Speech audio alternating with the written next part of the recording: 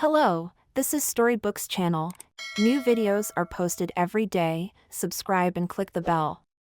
Vanessa came running back from the farm and started putting the house in order, making pies, putting the soup on the stove to boil, and shaking the featherbed and the paths in the yard, only dust flying. The neighbor, Molly, looked out over the fence and began to inquire curiously. "Hello, Vanessa. Why are you doing such a general cleaning? Is there some big event coming up?" The woman wiped the sweat from her forehead and replied, "Oh, Molly, it's coming. My daughter Nancy called. She's coming home today with a fiancé from the city to introduce me to him.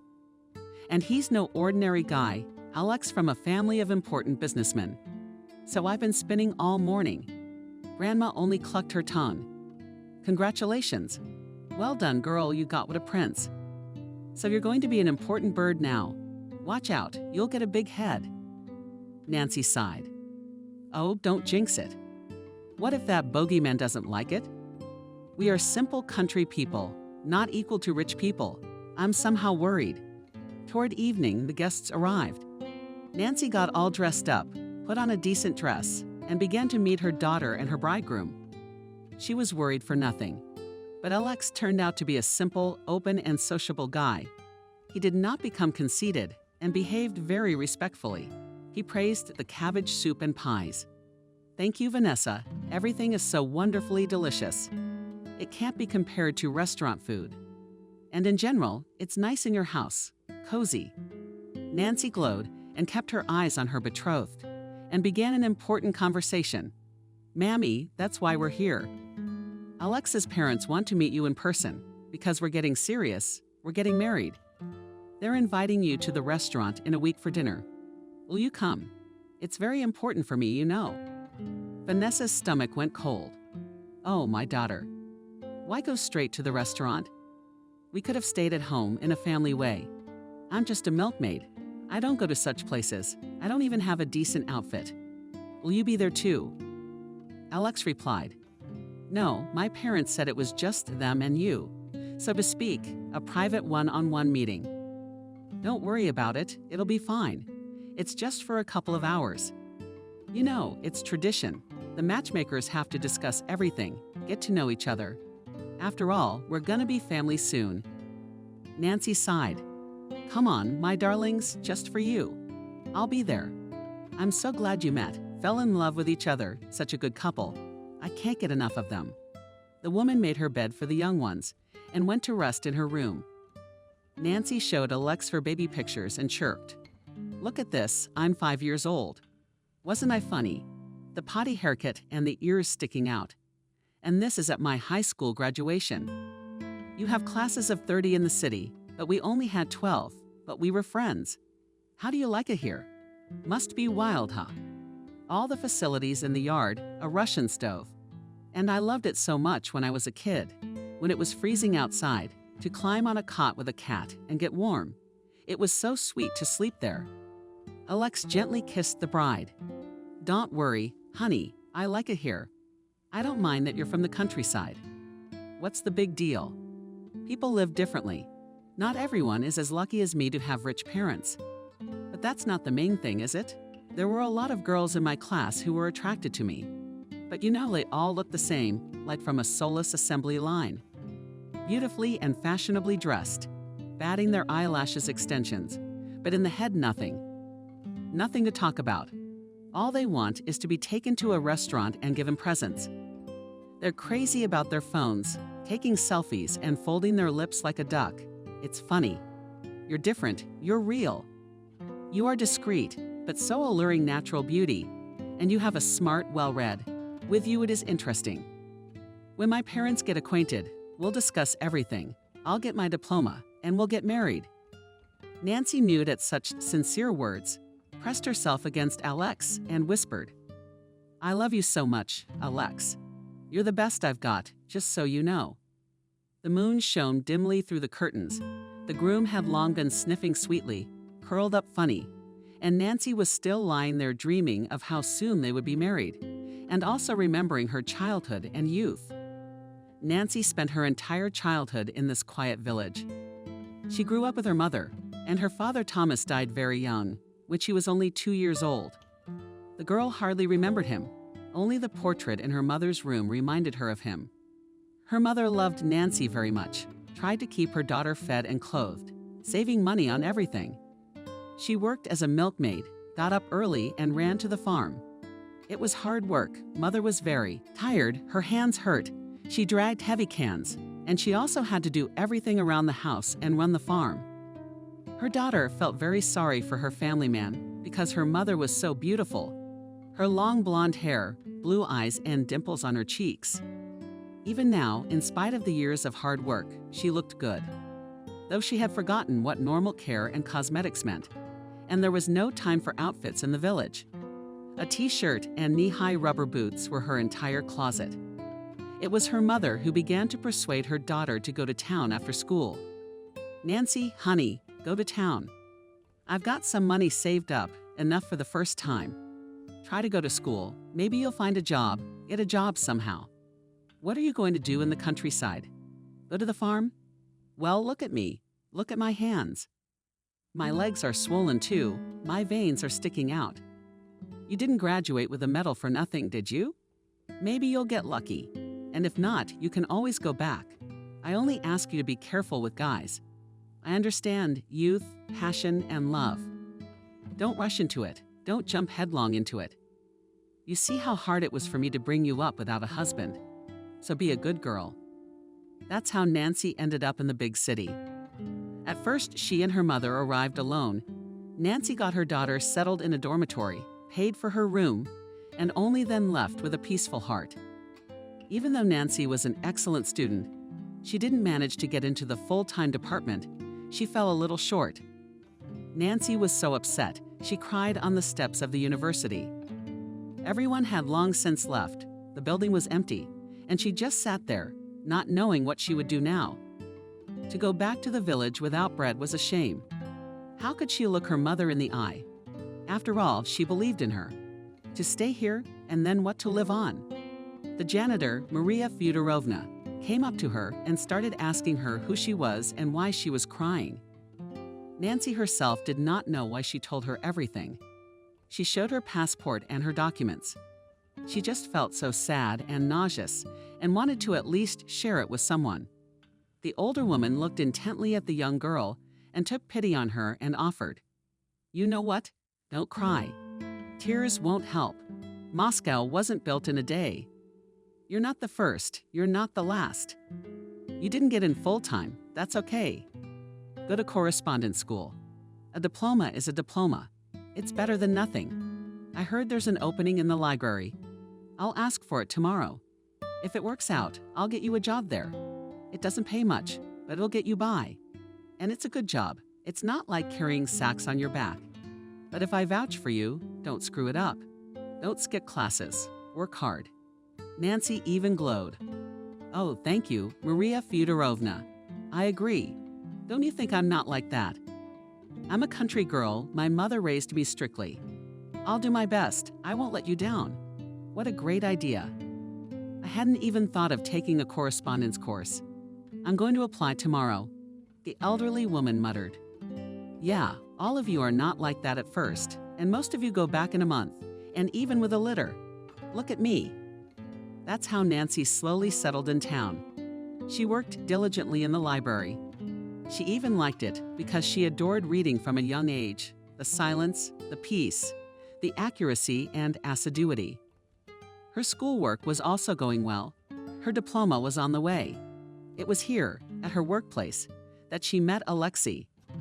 This guy in stylish, expensive glasses often came here to study, took a lot of literature, and studied everything from cover to cover. At first, they just chatted politely, then became friends, and one day Alex stayed up late and walked Nancy home. It didn't take long to walk home. The dormitory was nearby. The girl smiled and said, "All right, thank you for seeing me off. I don't invite you to tea. Our janitor is strict. She doesn't like strangers wandering around." Alex suddenly took her hand and said, "Nancy, I really like you. Can I ask you out on a date? Tomorrow, around 8 o'clock. Nancy got excited. The guy was cute to her and replied, "That's a deal. But don't be silly. Don't think that just because I'm from the countryside that I'm stupid. I know how things are these days." Alex laughed and put his hand to his temple. "Yes, my general. No nonsense. Just movies and ice cream. All right?" And so they started dating. There were kisses and moonlit walks. The guy took Nancy to a restaurant several times, but she didn't like it. It was beautiful, delicious. The music was gorgeous, but uncomfortable. She preferred walking along the waterfront, feeding the ducks, and enjoying nature. The most indelible impression on the girl was a boat ride on the river. She squealed with joy. Her emotions were running wild. Alex's parents, upon learning of his new love, were furious and disapproved of his liaison with the village girl. They thought that such profuruses only look for rich fools to marry them and register in the capital. Alex had brought Nancy home several times to his posh mansion. But each time his mother, Wendy, looked at Nancy as if she wanted to sizzle, with her already thin lips pressed, that the girl hurried to quickly leave this inhospitable house. David's father, David, scandalized Alexei, trying to tell him the plain truth. "Son, I've seen your Nancy. What do you see in her? She's a gray mouse. No glitz, no glamour. And she comes from a collective farm. What's your hurry? Why are you going to marry her? How will you support a family? And where will you live? In her dormitory? Or will you bring her here? Don't you dare. Your mother will not survive it. Go out, have fun with her, but no more than that. And then we'll see." But Alex was stubborn and always lived with his mind. "Dad, stop it. This is a useless conversation. I have my diploma in a month. I'm going to work. If you can't take me to your office, that's okay. I've already looked at a couple of good companies. I'll get a job as a manager. We'll rent an apartment and live like everyone else. I love Nancy, don't you understand? I don't want anyone else. Why do you measure everything by money? What about feelings?" Such confrontations were becoming more and more frequent, and Alex put the matter to the test. If they didn't stop harassing him, he would leave home. Such an option did not suit his parents either, because their son was their only and beloved son, and they could not lose him. And then his mother came up with a very evil and cunning plan. Meanwhile, Nancy's mother, Vanessa, was busy getting ready for the matchmaking party. She asked her wife for a beautiful dress and spent the night wearing iron curlers that had been lying around for about 20 years. Her friend made her a beautiful hairstyle and light makeup and gave her a pair of boat shoes and a fancy handbag for the evening. Looking at herself in the mirror, Vanessa smiled and was pleased with the result. And Helen, her friend, was all over the place. "Vanessa, you're just a star. You're sure to shut up your matchmakers. You're so beautiful. You're not milking cows. You're walking the catwalk. That's it. Break a leg. Good luck." Vanessa crossed herself. "Thank you, Helen. I'm so excited. I'm shaking right now. I'm going to take some valerian. I hope everything goes well. Only my heart feels wrong. What am I supposed to talk to them about? I've never been to the Maldives or eaten lobster or lobster. I haven't even got any money for the wedding. I mean, how can they get in the mood? All right, whatever happens, happens. I'm going." 2 hours later, Vanessa found the right address and timidly entered the expensive, pompous restaurant. She looked around and admired.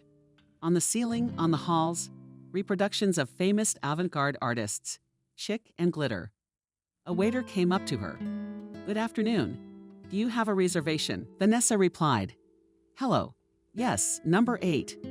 My matchmakers are supposed to be waiting for me there. We had an appointment." The waiter led her to the table. "Here's your table. It's all set. And the guests are probably already celebrating. Have a great time." Vanessa looked at the 6 expensively dressed men and women who greedily ate expensive gourmet food and drank wine aged for years, and could not understand what was even going on and where Alexa's parents were. The woman remembered them well, having seen them once in a photograph, but at the huge table sat complete strangers. She touched the man who sat on the edge and asked, "I'm sorry, I don't understand anything. Where are Wendy and David? I was told they were supposed to be here waiting for me." The man took a sip of wine and answered, "We don't even know. Wendy invited us to the banquet, ordered everything, and said you were paying for everything. You're Vanessa, right? Right? We were surprised at her generosity. But since the person is paying, why not come? Apparently, it's a joke. I personally love jokes. By the way, the food here is divine. The oysters are the freshest. Why don't you sit down and eat? Can I pour you some wine? What's the occasion, by the way? What's the occasion? The blood rushed to Vanessa's head. She even felt sick. What a matchmaker. What a surprise. She feverishly wondered how she was going to pay for this lavish banquet, because there was exactly enough money in her purse for the return trip. With nothing to do, Vanessa sat down and swigged a glass of wine in grief. Nothing to lose. To die is to die with music.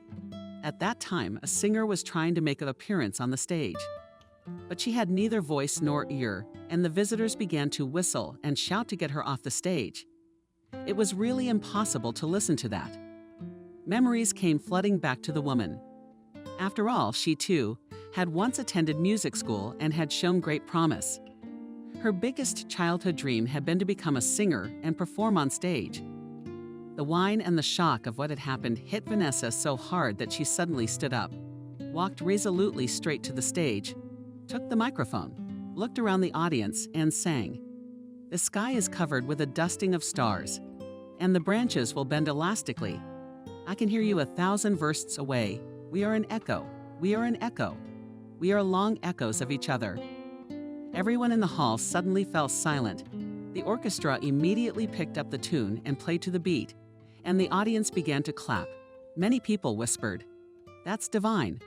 What a talent." Such a heartfelt and sincere performance was never heard in the restaurant. Even the director ran out, and the hall burst into applause, and people demanded to continue. William ran up and asked the waiter, "James, who's that? And what is she doing on our stage?" He only shrugged his shoulders. Just a woman, she decided to sing. Our Lola got kicked off the stage with a bang. This one got a standing ovation. But she does have a great voice, don't you agree? The director walked closer, took a closer look, and gasped. He clapped the loudest and shouted, "Vanessa, you did a great job." The woman, hearing the familiar voice, looked up at the man and could hardly stand on her feet. It was him, William, her first and strongest and brightest love. She was embarrassed and stepped down from the stage. The man rushed toward her. "Vanessa, what a meeting. How many years, how many winters? You're still as beautiful as ever. And your voice. I've never seen such a full house in my life. How did you end up here? Are you celebrating something?" Vanessa grinned bitterly. "Yes, William, I am. The last day of my life." He was surprised. "Come on, don't say that. Explain what's what." Vanessa couldn't stand it and suddenly burst into tears. "Yes, my matchmakers arranged a surprise. They told me to come to the restaurant, gave me the name and number of the table. They said we would get acquainted. But they ordered an expensive banquet and invited strangers, and I have to pay for it. Can you imagine? After all, they knew perfectly well that I'm a dairy woman from the village and I have no money. They decided to make fun of me, to embarrass me. Isn't it great? And how am I going to pay for it? There's only pennies in my wallet. How good are the relatives? Poor daughter, she doesn't suspect a thing, and their son, Alex, seems like a normal guy. I was so happy for them. And now what? So I decided to sing out of grief. They'll throw me out of the restaurant anyway. Maybe they'll call the police." William called the waiter over to him. "I'll pay for this banquet, understand? This woman is a good friend of mine and doesn't owe me anything." Vanessa threw her arms around her savior. "William, thank you. You saved a poor village milkmaid from disgrace." At this time, the visitors all asked for an encore performance, and the director asked, "Vanessa, can I ask you to sing for the visitors again? In fact, come and work for me, will you? You have such a divine voice that the whole town will only go to my restaurant, and the competition will die of envy. What are you doing in the country? Are you going to milk cows again? At least this way you'll make some money. I won't hurt you." Vanessa's head was spinning from everything that was going on. So many events at once, good and bad, all mixed up.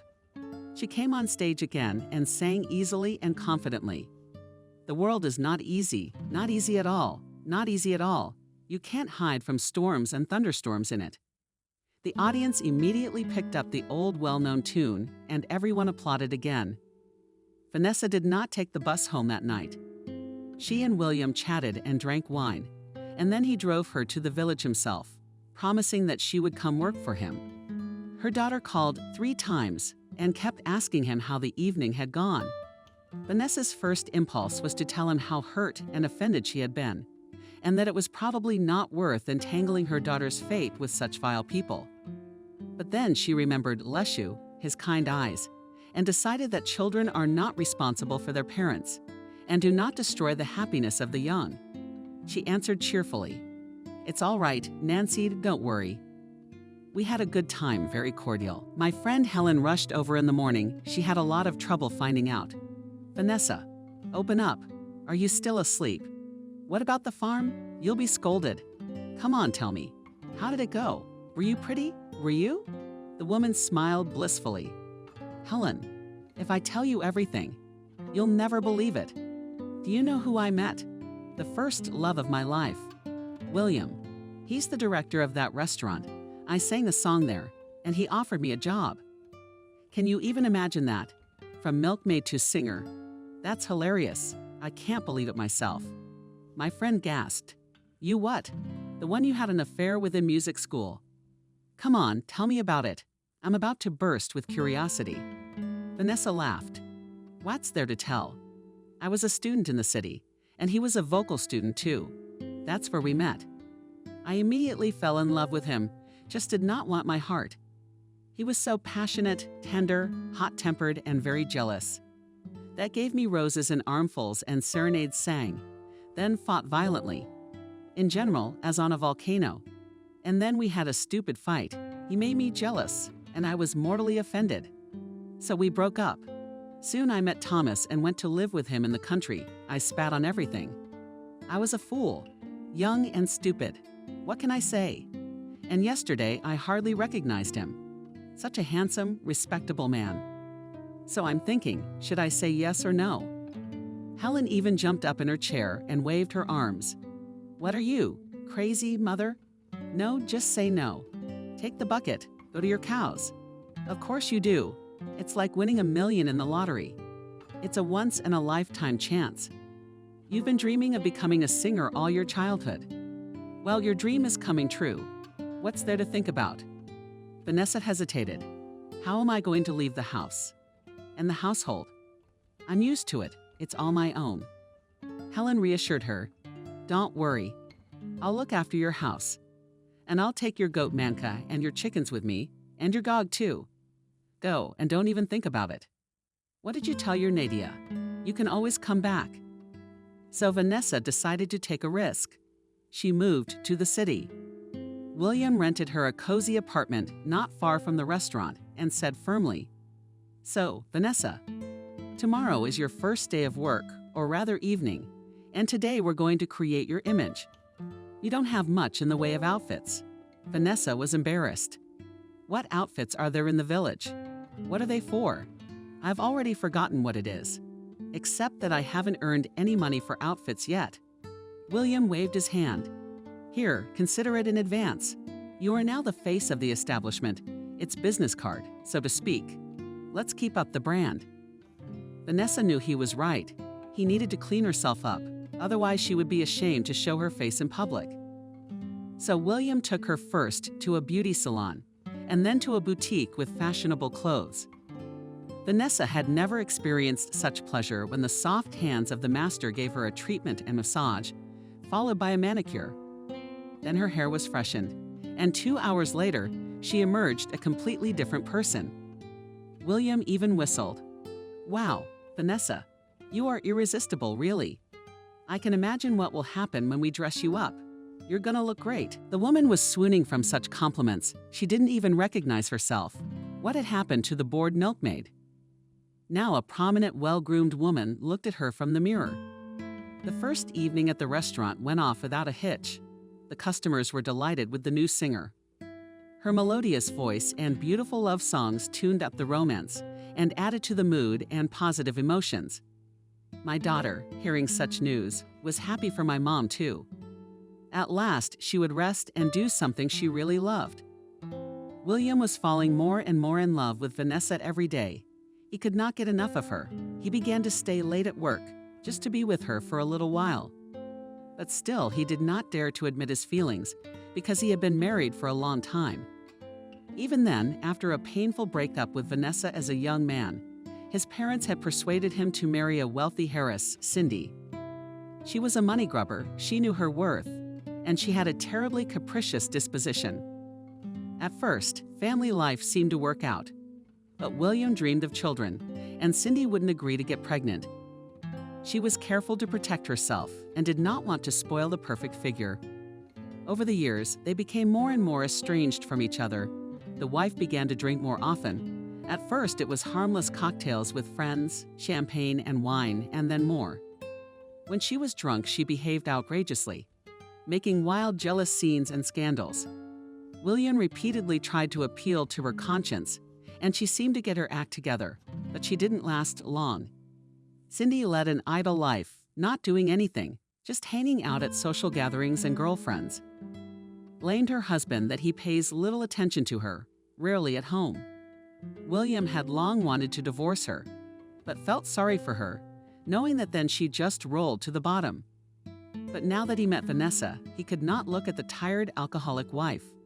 Vanessa's career was on the upswing. She was making decent money, but she wasn't spending much on herself.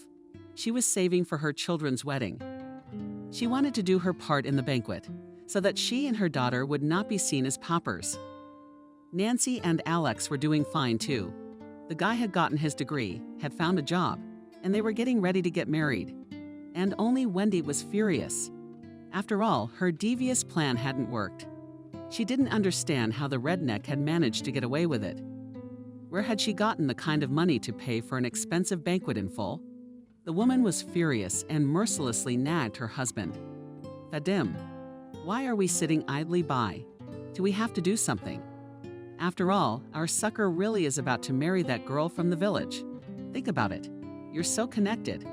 We've got to stop it. I'm not going to be related to that Nadia and her mother. This is ridiculous.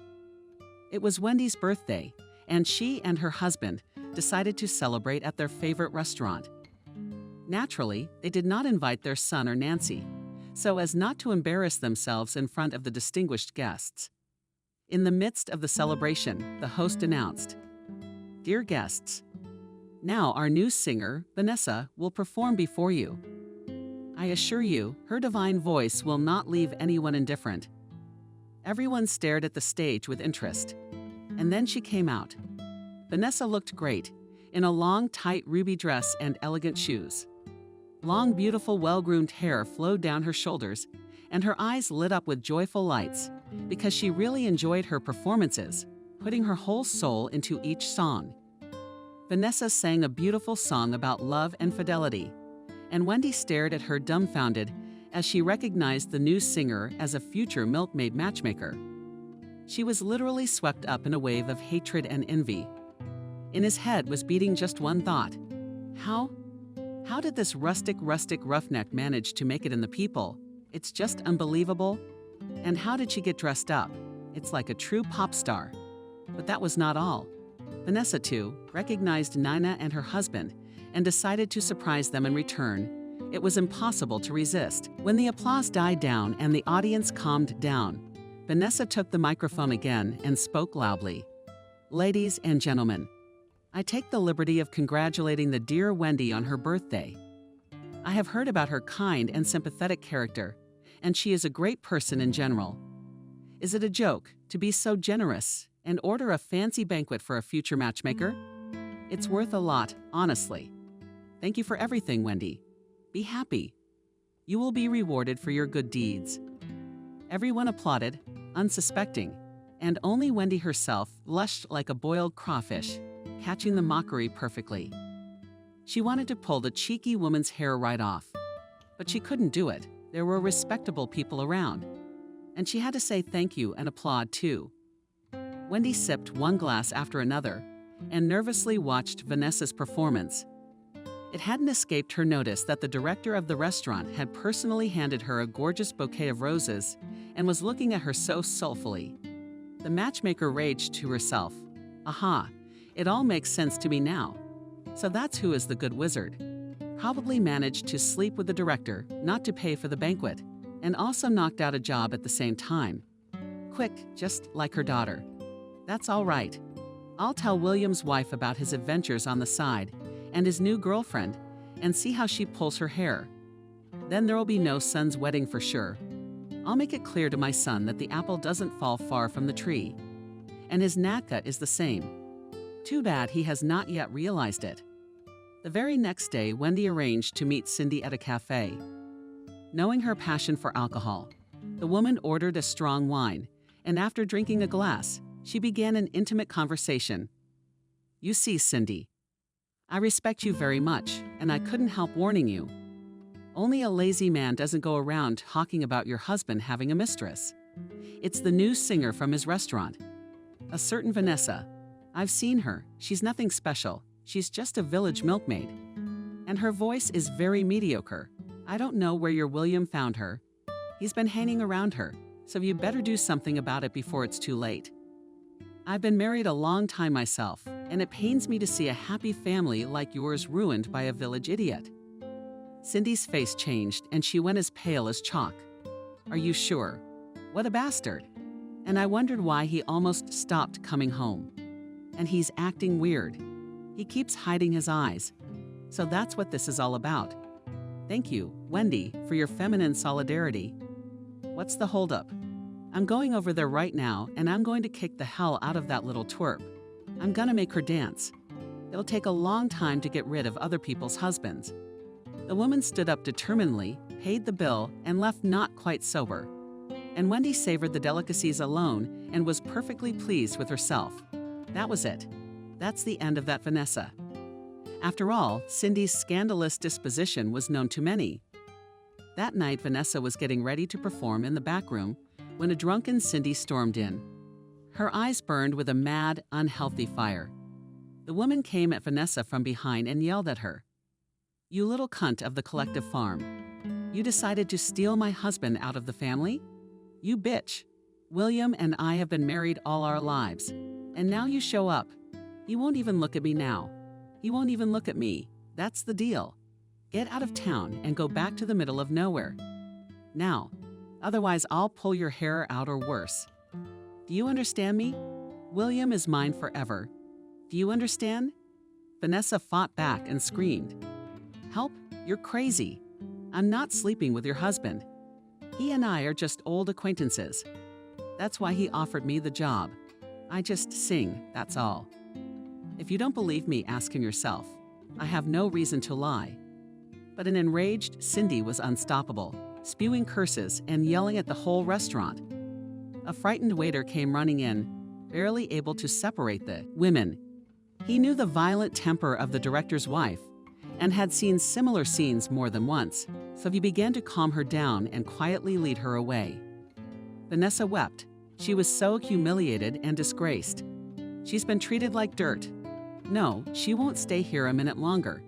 Damn them all.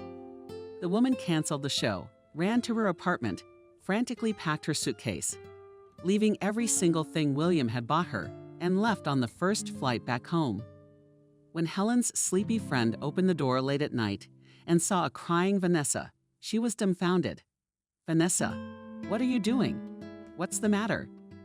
The woman roared and through her sobs said, "That's it, Helen. I've had enough. I don't want anything. Give me the keys. I'll take the goat tomorrow and go back to the farm. I've been so humiliated. I've been called a doormat. And I didn't even mean anything by it. I feel so bad." Helen realized that it was necessary to save her friend. She forcibly took her to her room, took out a cherry tincture, poured it into glasses, and ordered, "Go on, drink up, bottoms up, and then cry all you want.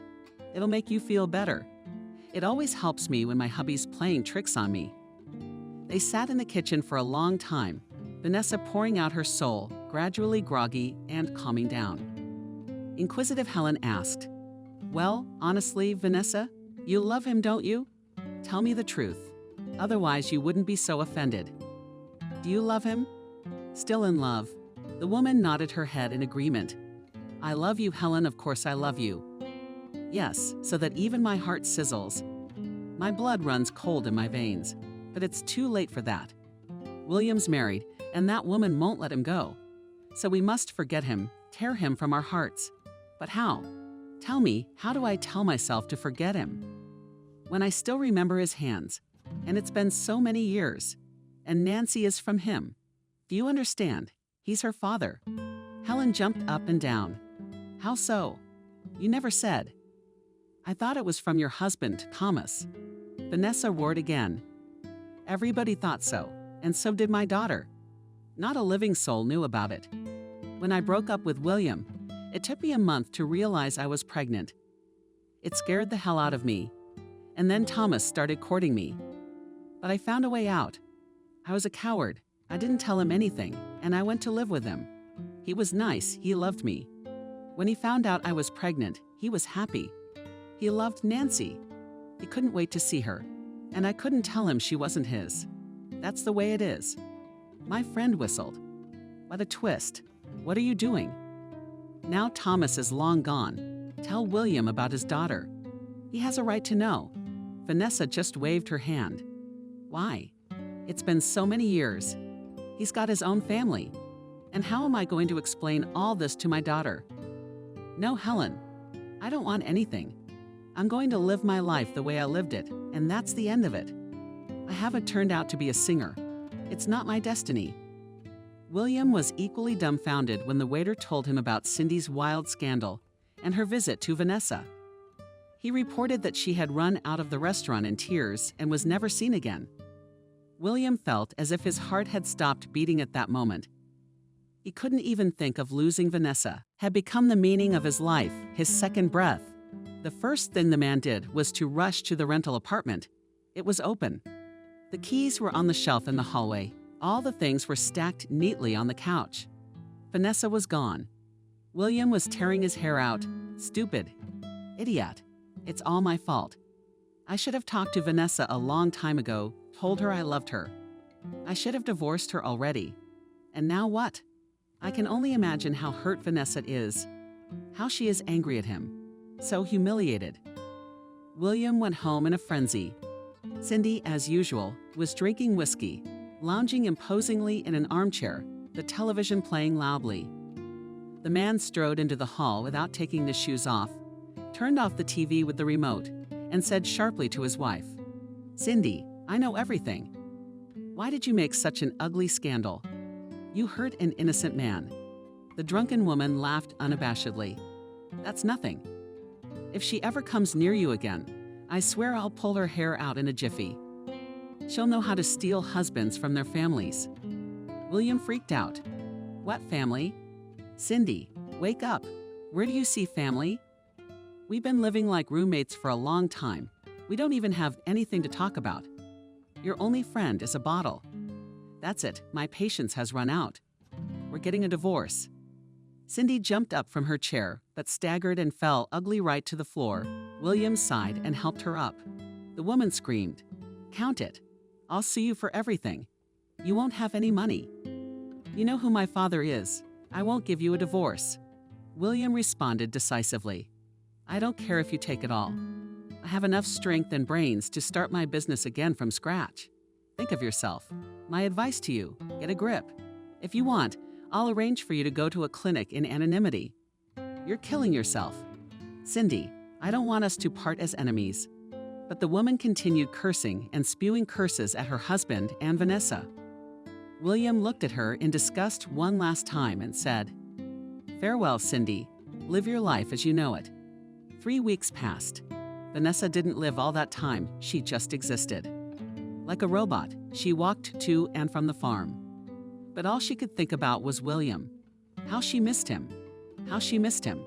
She missed the voice, the look in his searing eyes, the smile. She bemoaned herself for not telling the truth about her daughter. Helen visited her friend, cheered her up as best she could. Vanessa, cheer up. Eat something. You're all gaunt and you've even lost weight. You can't do that. You just don't think about him. Vanessa would immediately start crying at these words. I can't. How can I not think?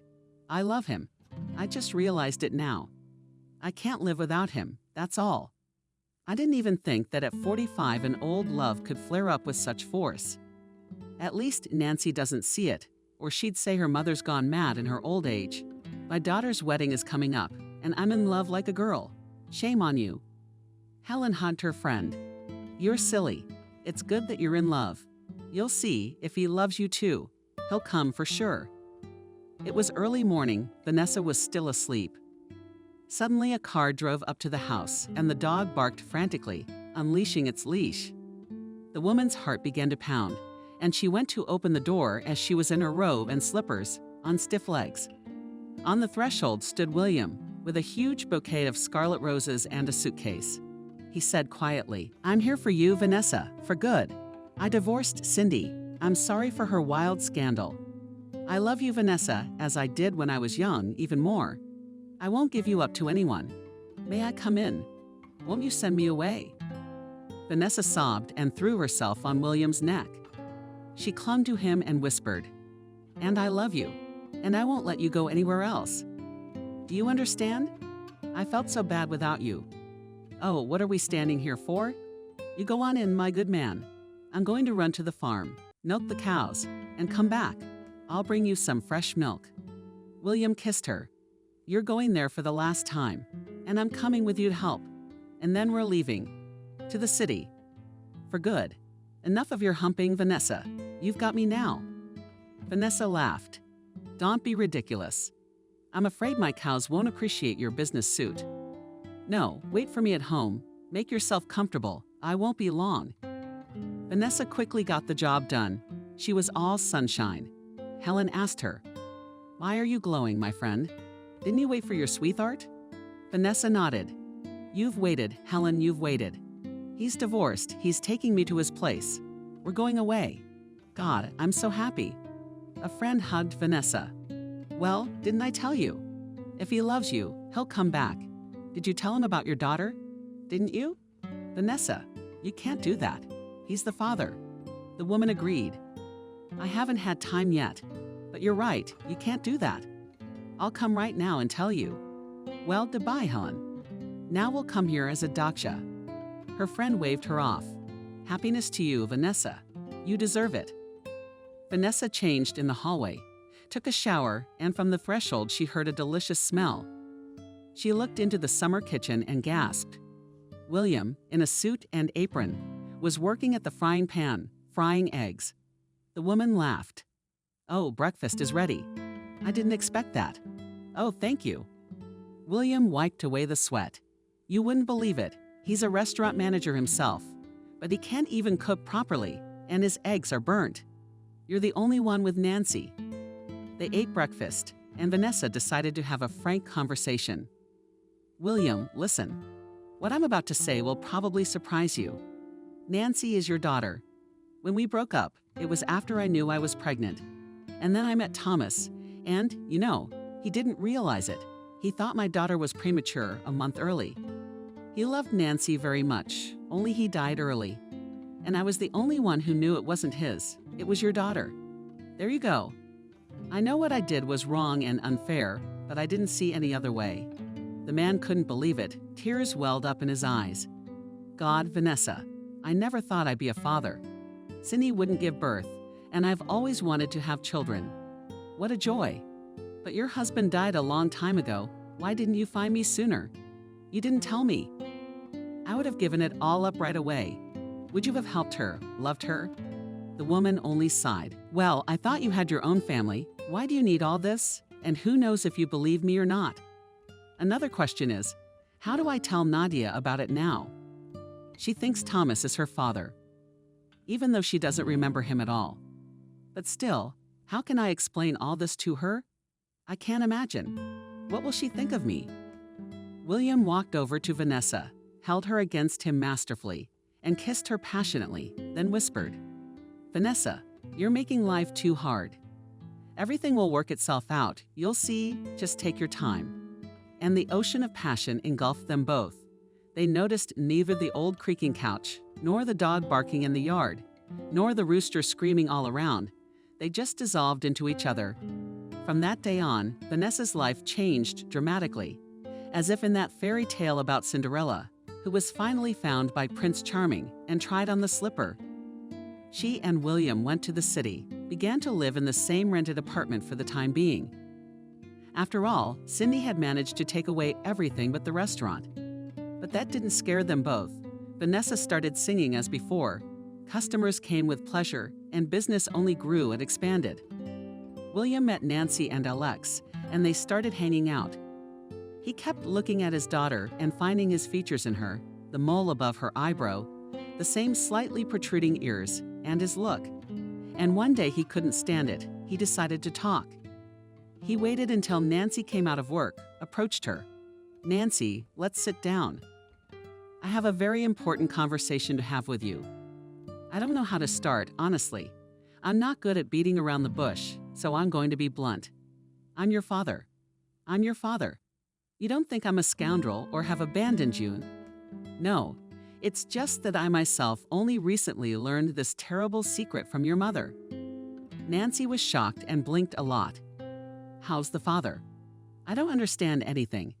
Who's my dad? Thomas's dad, then?" "My stepfather, is that it?" "But that's not true. My mother never." The man suddenly interrupted. "I know, Nancy, Mom never told anyone about this, and she probably had her reasons. Don't judge her harshly. Your mother and I once loved each other as much as you and Alex did. You know what I mean? Except I was a jealous fool and your mom was very touchy. So we split up, and recently, in a restaurant, we ran into each other by chance. Believe it or not, but I loved Vanessa again, or rather realized that I never stopped loving her, and saw it, and everything in my heart was overturned. And she too really loves me, I can feel it. I understand, at our age it probably looks ridiculous from the outside. Nancy, I am very happy that you are my daughter. I know time has passed and you are far from a child, but we can make up for it, can't we? Support each other and love and communicate. I wish we could." Nancy moved closer to William and took his hand. "I don't mind, Daddy, and I'm just happy for you and Mom.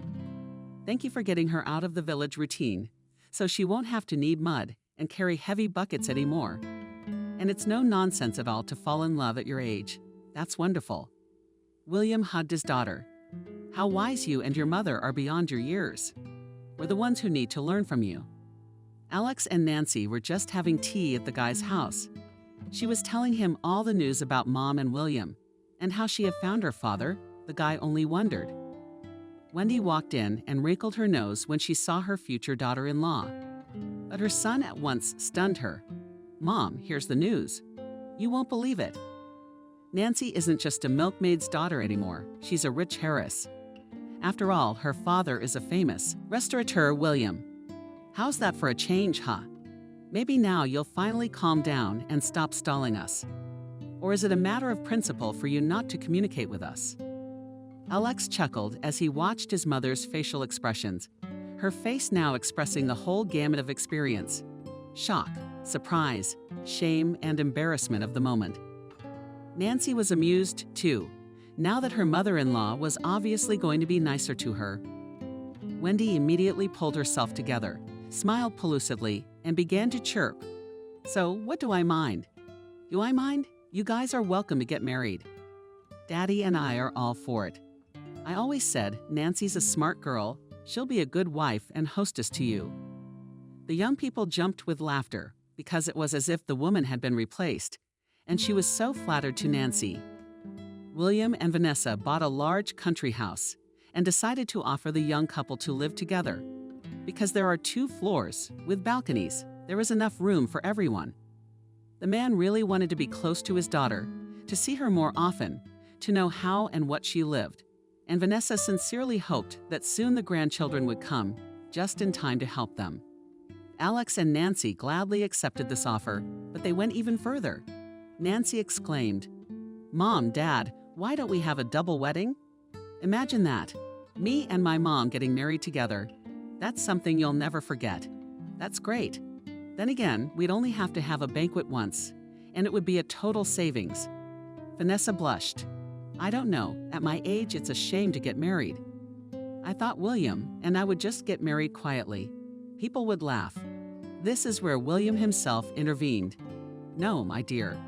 I managed to lose the girl I loved in my youth, so let me make up for it now. You didn't have a wedding with vase yet either, did you? And every woman should have a white wedding dress at least once in her life. So I'm all for it. We'll surprise the whole town. What about people? I don't care about them. It's just our life, and it's nobody's business. And so the wedding day arrived. William and Alex couldn't get enough of their loved ones. They were so happy. Nancy had chosen a fluffy flying dress with a petticoat and a long veil. She looked like a princess giving a ball. Vanessa, on the other hand, bought a tight-fitting long snow-white dress embroidered with rhinestones, pinned flowers instead of a veil, and wove them organically into her hair. Both looked absolutely stunning. Nancy whispered to Vanessa, "Mommy, do you believe that? A few years ago, we were living in the country and you were milking cows. And now we're in a fancy restaurant and we're both getting married to the most beloved and trustworthy men. Pinch me, it's a fairy tale. I don't believe it." Vanessa hugged her daughter. "I don't believe it myself, my daughter. Even at night, I'm afraid to sleep, in case I open my eyes in the morning and there's nothing. I never thought I'd ever meet William. So your mother-in-law helped me with that. After all, if it wasn't for that meeting at the restaurant, none of this would have happened. It's not for nothing that they say there was no luck, but unhappiness helped." Vanessa's friend Helen ran up to them and chirped, "So girls, shall we drink? Here's to you. I'm so happy. Thank you, Vanessa, for inviting me. I've never been to such a fancy place in my life." Vanessa laughed. "How could I not invite you? We've been together since we were kids. Nancy will give us a granddaughter, and we'll have a christening party too. Right, daughter? Don't wait too long, will you?" Nancy smiled slyly. "By the way, Mommy, you're not old at all, so maybe I'll have a brother first. It happens." Everyone laughed and drank champagne, and it was a great party. Wendy and David fawned over William and Vanessa, all the while trying to mend their previously damaged relationship. They had only now realized that they could not judge people by their clothes and social status alone. The most important thing in a person is soul, kindness, and compassion. But Vanessa and William were not vindictive people. The woman approached Wendy peacefully and said, "So, Matchmaker, shall we drink to the happiness of our children? Or are you still not happy about this wedding?" The woman blushed and lowered her eyes and replied, "You forgive me, Vanessa, for being so cruel to you." And I told William's wife all about it. I don't know what came over me. It was like I was obsessed, and now I'm so ashamed, and I'm scared. After all, I could ruin my own hands my son's happiness. Good thing Leshka was smarter than my husband and I, and stood his ground, asserting his right to love. Vanessa grinned. "I know, Wendy, that you set it up. But believe me, I'm even grateful for it. Honestly. In the first place, if I hadn't come to the restaurant, I never would have met William. And secondly, if it hadn't been for that wild scandal with Cindy, William, and I, we would not have dared to confess our love to each other for a long time. So it's all for the best. I'm not offended. But let's leave it at that. We're family now, and we want to have peace and quiet in it. All right?" Wendy raised her glass cheerfully. "That's a deal. To two new families at once. Be happy."